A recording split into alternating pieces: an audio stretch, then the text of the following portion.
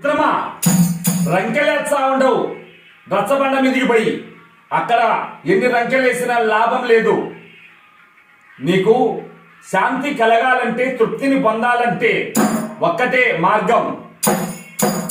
మట్టి బొమ్మను చేసి మాయా ప్రాణమో తోసి ఒట్టొట్టి ప్రమాదాసే మిట్టి పడియద మీరా పుస్తపై చదలట్టు కనపడి పెట్టినట్టుల మట్టి దేహము అట్టులేర్పడి మట్టి బొమ్మ గుట్టు గెలరా.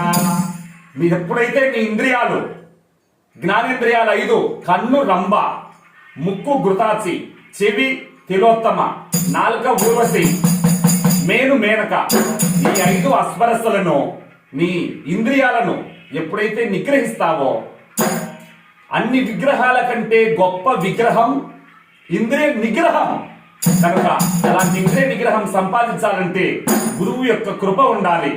ఆ గురువు యొక్క కృపను పొందినప్పుడే పంచారంగులో కలసి సప్తాజ్యోతుల తోటి నిర్మాణం వాయాడే ఉయ్యాలో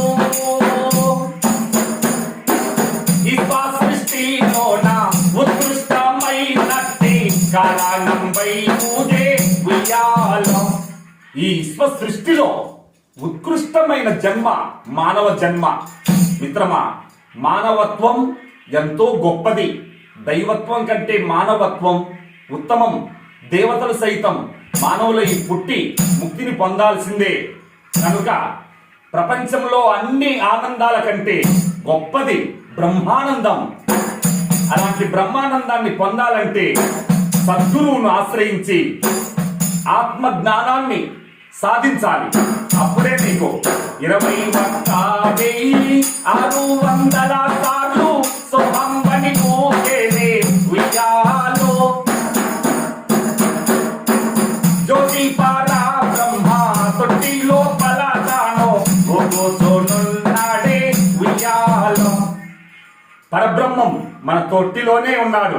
ఏ తొట్టి? దేహం అనే తొట్టిలో హృదయం అనే పాన్పుపై పవలించున్నాడు.